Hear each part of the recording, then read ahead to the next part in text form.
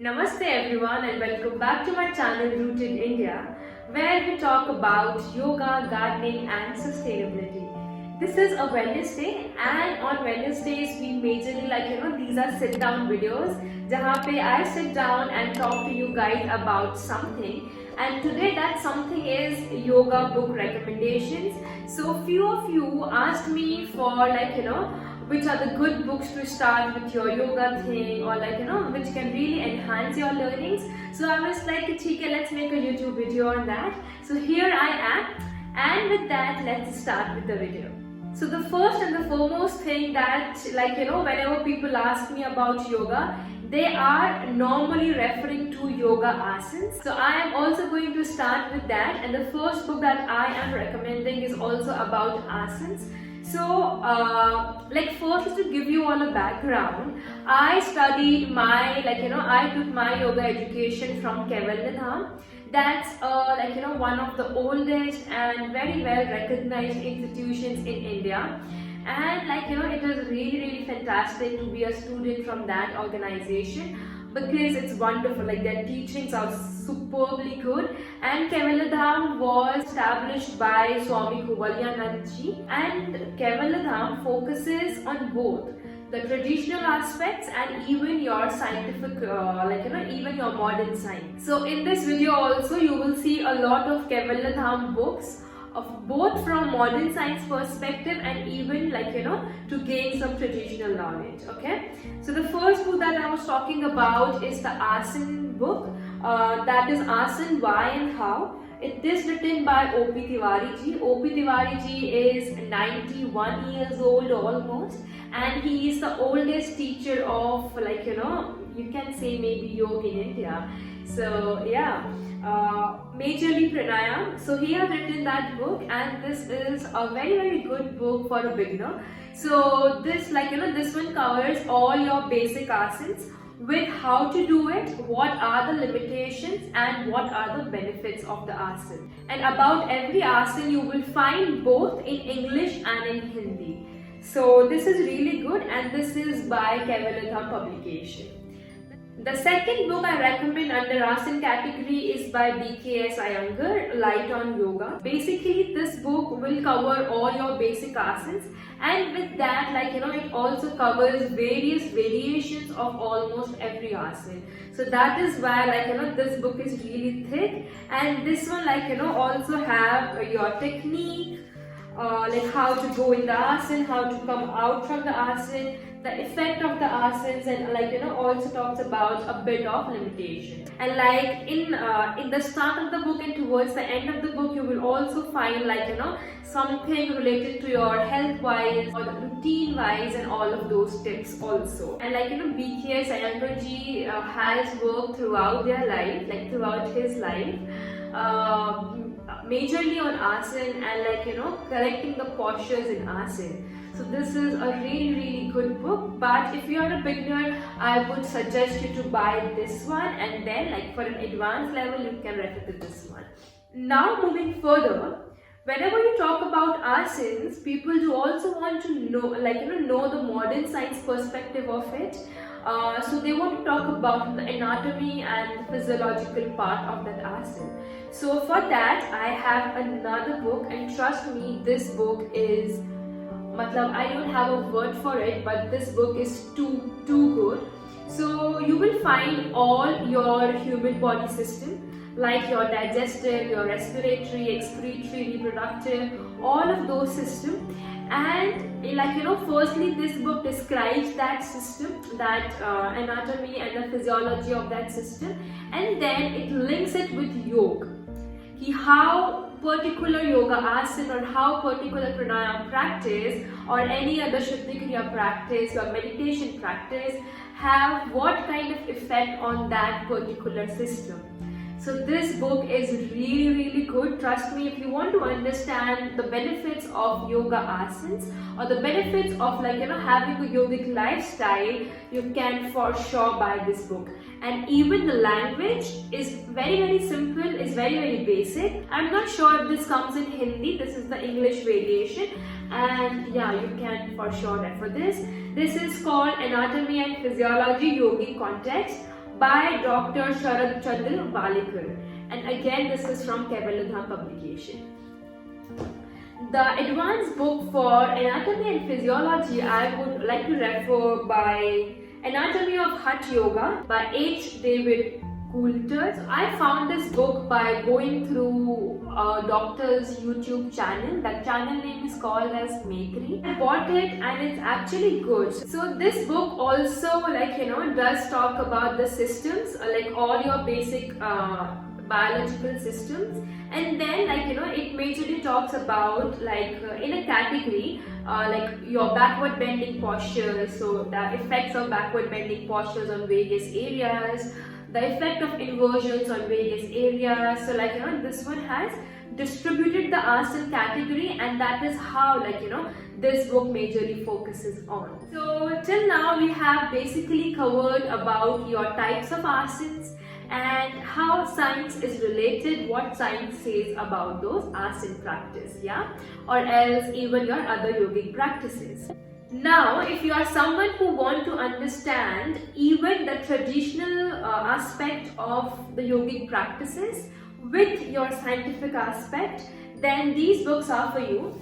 So the first one is called the Gehran Samhita. So this is the translation of Gehran Samhita.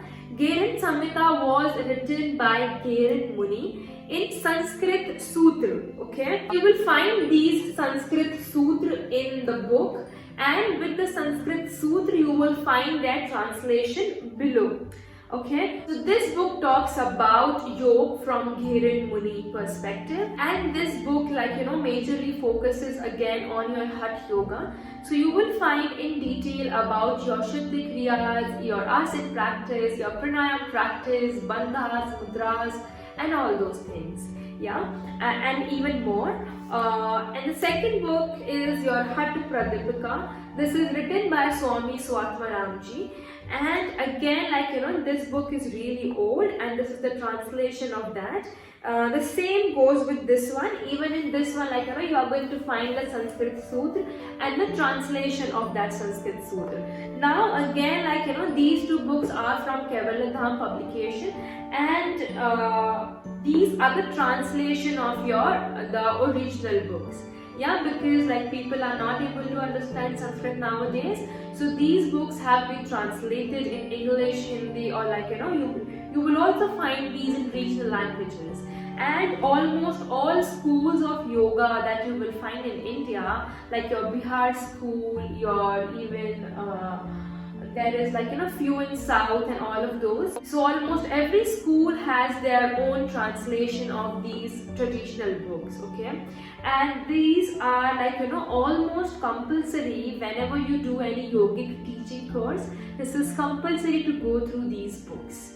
So you will find what the actual definition was of yoga, and both of these books have covered only 8 pranayam practice. They talk about your 6 Shuddhi Kriya practice, your 32 asanas, and this one has even less.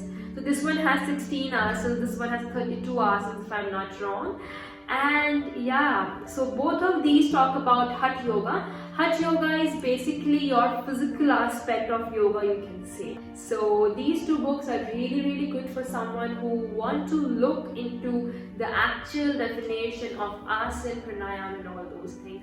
Hatha Pradipika is really old. So first Hatha Pradipika was written, and then Gehran Samhita was written. So if there is any clash in the description of any practice, people normally refer to Hatha Pradipika because that was written way prior than Gehran Samhita. So yes. Now moving over towards the more spiritual part of yoga, and there comes your Patanjali Yoga Sutra. So this is the Granth of yoga. So whoever is it proper yoga teaching, we worship this book. The original version of this book was written by Maharishi Patanjali ji. So again you will find Sanskrit Sutra in it, and that is why it is also called as Patanjali Yoga Sutra. So again, this one is from Kaivalya Dham. You will find the translation from various schools, from various authors. Everyone has their own translation. So yes, this is the Granth of yoga, and someone who want to actually understand what yoga is, so one must for sure go through this. Also, this is the first yoga book that was ever written. So Patanjali was the first person, was the first sage to collaborate everything, whatever was there about yoga then. He kind of accumulated everything and put that down in the form of sutra for us. So this is really beautiful. This one this one doesn't talk about your asana or pranayam in detail. Like, it will tell you what is asana. So for asana it only says sthir sukham asana.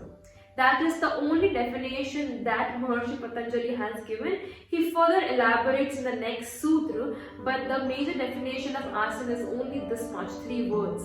And he kind of defines it in whichever posture you feel comfortable and stable, that posture can be called as an asana. Definitely go for this one. If you really want to increase your knowledge in yoga, please go for this. Lastly, 2 more books, that is by Swami Kaivalyanandji. He has written those books by himself, and those books do talk about your practices, about your yogic practices from traditional and even from scientific perspective. So here are the 2 books, simply called as Asana and simply called as Pranayam. Author is Swami Kaivalyanandji, and the publication is again these are from Kaivalya Dham.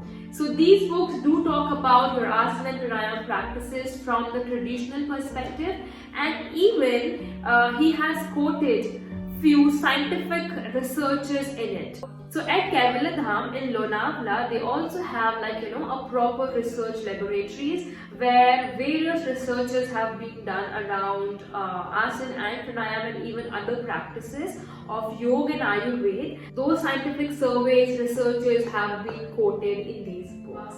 So yes, these were all the yoga book recommendations from my side.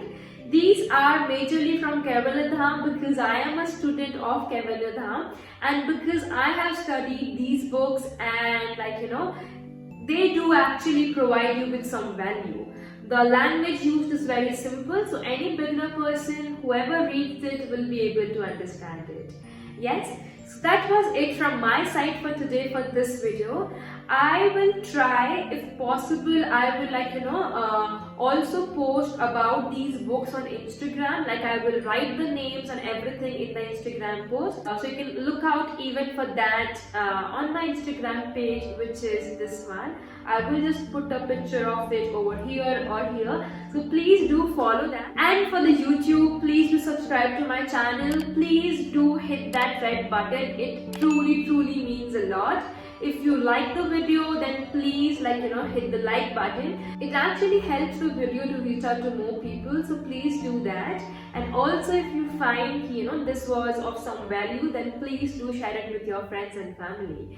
Yeah, and do let me know in the comments which all videos would you like to see, and if you have some feedback for this video too.